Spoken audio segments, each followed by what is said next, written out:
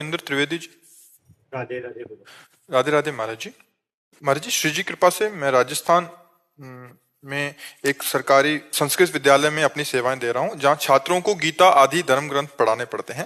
महाराज जी, मुझे गीता जी पढ़ाते समय कुछ श्लोकों में कुछ संदेह था, मैं आपसे उसका समाधान चाहता हूं। किसका महाराज जी, प्रश्न है? हाँ, आपका है महाराज जी। हाँ, क्या? उसमें ये कह रहे हैं कि एक इस तत्व को सुनकर भी कोई नहीं जानता, एक श्लोक में ऐसा लाइन आया था, और यत्न करने वालों में से भी कोई एक भगवान के तत्व उनको तत्व से जानता है।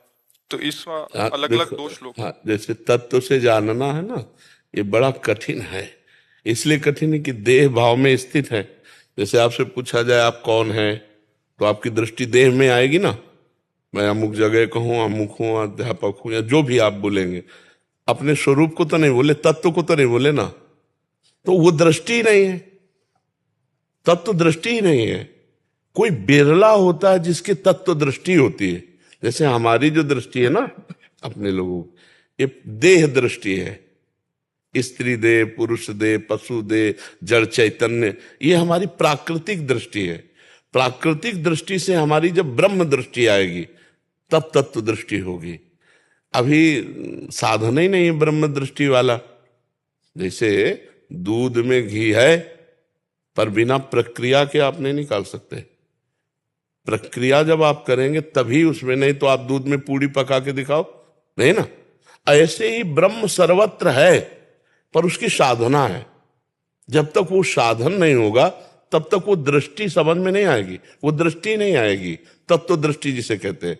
अब जैसे साधन है जो वेदांत तत्व दृष्टि के लिए आदेश करता है, उसमें पहले सत असत का जो निर्णय करे, ऐसा दिव्य विवेक हो, सत असत का निर्णय करने वाला।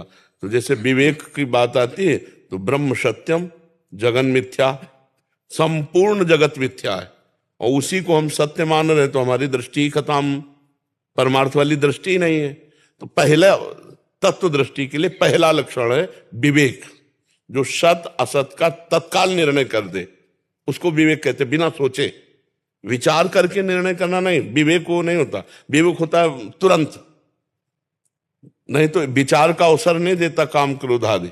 वो विचार का अवसर नहीं, वो इतना लपेट लेते हैं, इतना तन्मय कर लेते हैं कि मुझे भूख चाहिए, मुझे गुस्सा आ रहा है, या मुझे भूख लगी है, मुझे प्यास लगी है। ये मेरे को नहीं लगती, इनका अलग अलग धर्म है। इसीलिए तत्व दृष्टि, अब जैसे भूख लगी है तो प्राणों का धर्म है, हमारा थोड़ी धर्म है। हमें देखना है, ये नेत्रेंद्रिय का दृष्टि, ये मन और नेत्रेंद्रिय मिलकर देखना चाहते हैं। मुझे प्यास लगी, ये प्राणों का धर्म है। अब हर इंद्री का सबका अलग अलग धर्म है, और हम उनको स्वीकार किए हुए हैं। इसी भ्रम को मिटाना है। तो पहला है सत असत का विवेक, दूसरा है लोक परलोक के भोगों से वैराग्य, तीसरा है इंद्रिय निग्रह सम, चौथा है मनोनिग्रह, मन का संयम करना, पांचवा है तितिक्षा, भारी सहनशील, मान अपमान सुख दुख निंदा स्तुति सबको सह जाए, और फिर है समाधान। समाधान माने लक्ष्य, भगवत तत्व ब्रह्म तत्व, इसका लक्ष्य। फिर है मुमुक्षुता, मैं मुक्त होना चाहता हूं। ये साधन चतुष्टय जब होता है उसके अंदर, सठ संपत्ति और साधन चतुष्टय, तब वो इस ज्ञान के मार्ग का पथिक होता है। पहुंच जाए ऐसा नहीं, कोई बिरला ही होता है जो ज्ञान के पंथ कृपाण के धारा परत खगेश लगे नहीं बा, गिरने में देर नहीं लगती, जोड़ निर्विघ्न पंथ निर्वाही, तब कैवल्य परम पद लाही। फिर वो जब देखता है तो सर्वम खलमिदम ब्रह्म। पहला आया था कि ब्रह्म सत्यम जगन मिथ्या, फिर क्या आया, जब तत्व दृष्टि जागृत हुई तो वही जो ब्रह्म सत्य जाना वही ये है। सर्वम सर्वम खलमिदम ब्रह्म, सब ब्रह्म ही है। ईशावास्यमिदं सर्वम यत् किंचे जगत्याम जगत, एक कण भी ऐसा नहीं जो ईश्वर ना हो, वही ईश्वर ही स्वयं बना हुआ बैठा। ये अनुभव में आ जाए। अभी जैसे ये बात सुनी ना, तो अनुभव में तो नहीं आई ना।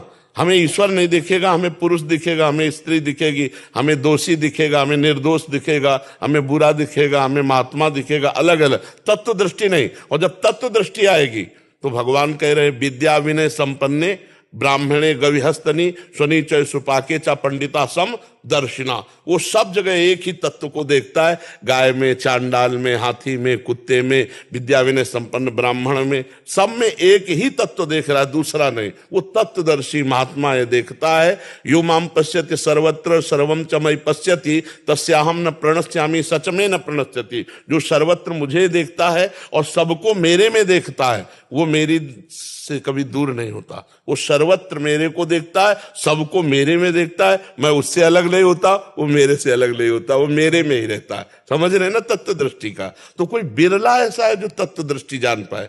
जी पर जी यही था इनका, तत्व को सुनकर भी कोई नहीं तो जानता, जैसे सुन गए तो जान गए क्या? और बहुत यत्न करने वालों में से भी कोई एक भगवान के इस तत्व को हाँ, यत्न करने वालों में भी कितने फेल हो जाते हैं ना, वहां तक पहुंच थोड़ी पाते हैं। वहां तक तो गुरु कृपा पात्र ही कोई तत्व दृष्टि को प्राप्त हो पाता है। बातें बना लेना अलग बच्चा, तत्व की बातें कर लेना अलग है, तत्व में स्थित होना अलग है। तत्व में जब स्थित है तो फिर कोई फर्क नहीं पड़ता है। अब वो चाहे सामने घोर पापी दुष्ट हो तो वो तो तत्व दृष्टि रखता है, वो तो बाहरी दृष्टि नहीं रखता। चाहे बहुत अच्छी क्रिया हो रही हो, चाहे बहुत बुरी क्रिया हो, वो क्रिया पर दृष्टि नहीं रखता, वो तो कारण पर दृष्टि रखता, तो वो विक्षेप को प्राप्त ही नहीं होगा। हाँ, अब अगर व्यवहार काल में वो किसी पद पे है, ये तो महात्मा की बात बताई। अब व्यवहार काल में वो किसी पद पे है, अब वहां वो विषमता दिखाई देगी। वो दोषी को दंड देगा और निर्दोष को क्षमा कर देगा, लेकिन तत्व दृष्टि में दोनों के प्रति वो समान भाव है। व्यवहार में आपको विषमता दिखाई दे रही है। दोषी को दंड देना और निर्दोष को क्षमा कर देना, ये बाहरी क्रिया है। अंतर्दृष्टि में दोनों के प्रति समान भाव होगा यदि वो किसी अधिकार पद में है तो। जैसे तत्व दृष्टि राजा भी हो सकता है, तत्व दृष्टि कोई पदाधिकारी अफसर भी हो सकता है, तो तत्व दृष्टि कोई विरक्त महात्मा भी हो सकता है। तो विरक्त महात्मा होगा तो उसके ये लक्षण होंगे, एक हाथ में कोई चंदन शीतलता और एक हाथ में कोई ताप दंड दे रहा है, वो दोनों के प्रति समान भाव है। लेकिन इसी स्थिति को प्राप्त अगर कोई महापुरुष पदों में है तो वो अपराधी को फांसी पे लगाएगा और निरपराध को बड़ा सहयोग करेगा। तो उसका ना अपराधी से द्वेष है ना निरपराध से राग है, लेकिन वो सम निर्णय कर रहा है। वो सम होते हुए भी विपरीत वहां दिखाई दे रहा है। जैसे श्री भगवान असुरों का वध कर रहे हैं, दैत्यों का विनाश करते हुए साधु जनों की रक्षा कर रहे हैं, लेकिन भगवान समदर्शी है, भगवान सम है। अब वो स्वामी है पूरे त्रिभुवन के। जब त्रिभुवन में कहीं कोई ज्यादा वो करेगा तो फिर भगवान पक्षपात दिखाई देता, उनमें होता नहीं है। भक्त का पक्ष लेते हुए अभक्त का विरोध करते हुए दिखाई देते हैं। महापुरुषों को तत्व दृष्टि, महापुरुषों को केवल तत्व दृष्टि वाला ही जान सकता है और नहीं जान सकता है। बाहरी लक्षणों से नहीं जाना जा सकता है, क्योंकि बाहरी व्यवहार अगर वो किसी पद में है, अब मान लो किसी पत्नी का पति है तो उसके साथ बिल्कुल ठीक पति जैसा व्यवहार होगा। वहीं उसकी बहन है, उसके साथ ठीक बहन जैसा व्यवहार होगा। वहीं उसकी बेटी है, ठीक बेटी जैसा उसका व्यवहार होगा। वहीं माँ है, अब ये चार शरीर स्त्री शरीर है, चारों के साथ व्यवहार अलग अलग करेगा, दृष्टि एक है, तत्व दृष्टि एक है। अगर वो चारों के साथ व्यवहार एक जैसा करे तो मूर्ख है, वो पापी है, दंडनीय है, वो ज्ञानी नहीं है। तत्व दृष्टि में चारों के प्रति समान दृष्टि रखते हुए व्यवहार में विषमता आ जाएगी, व्यवहार में भेद आ जाएगा। बहन के साथ बहन जैसा, बेटी के साथ बेटी जैसा, पत्नी के साथ पत्नी, तभी वो सच्चा ज्ञानी माना जाएगा। जब आप कहते हैं कि दर्शन बर्तन नहीं, हाँ दर्शन, हाँ, समदर्शिता तत्व दृष्टि का दृष्टि है, व्यवहार नहीं।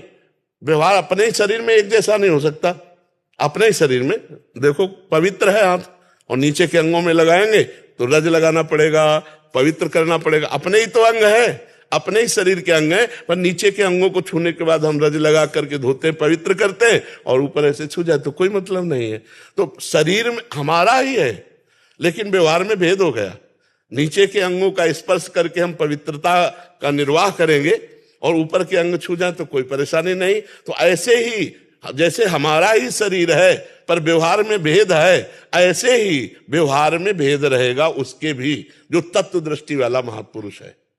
समझ पाए महाराज जी? इनका एक और प्रश्न था, अच्छा प्रश्न था। जरूर कीजिए, क्योंकि जब बच्चों को समझाते हैं तो इनको सुलझना चाहिए। एक भगवत गीता के एक दो श्लोकों में इनको और था कि भगवान किसी के पाप पुण्य को ग्रहण नहीं करते।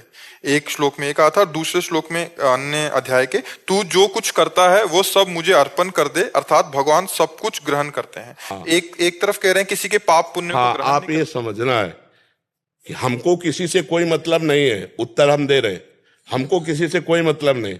और देख, तू मेरा शरणागत है तो चिंता मत कर, पूरा भार मैं लेता हूं।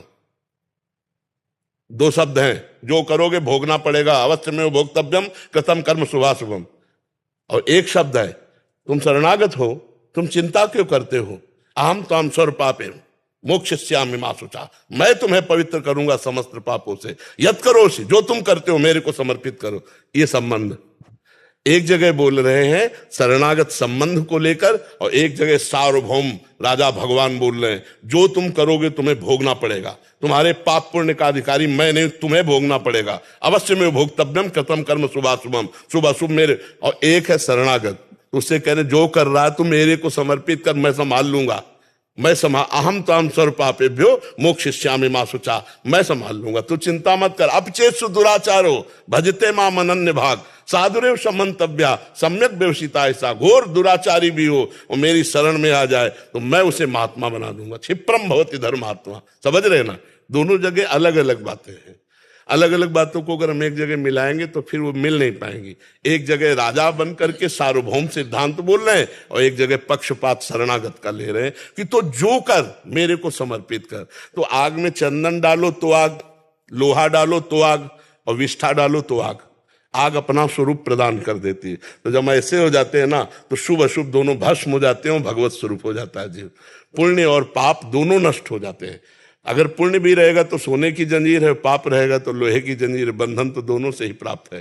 पाप और पुण्य दोनों का नाश करके भगवत स्वरूप हो जाता है। आप समझ पाए इस बात को? अगली बात हो गया। आपका उदाहरण मैं कक्षा में रिप्रेजेंट करता हूँ, बहुत अच्छे से समझा पाता हूँ, आपका धन्यवाद। और आपका चित्र लेकर के नाम जप करता हूँ, गुरु मानता हूँ। आप वो आपकी श्रद्धा का विषय है, आपकी भावना का है। गुरु के माने शिष्य नहीं होता, शिष्य के माने गुरु होता है। आपके मानने से होता है। द्रोणाचार्य ने निकाल दिया एकलव्य को, हम शिष्य नहीं मानते, और एकलव्य ने मान लिया तो जो अर्जुन को शिक्षा प्रगट में द्रोणाचार्य जी ने दी उससे भी अधिक प्रवीण एकलव्य हुआ। आश्चर्य की बात है, अर्जुन जी को प्रगट में शिक्षा दी, उनसे भी प्रवीण एकलव्य जी ने भाव से शिक्षा ली, द्रोणाचार्य की मूर्ति बनाकर और उनको गुरु बनाकर। ये तो अपने शिष्य के भाव का है, वो किसको गुरु मान करके क्या प्राप्त कर लेता है, ये उसकी भाव।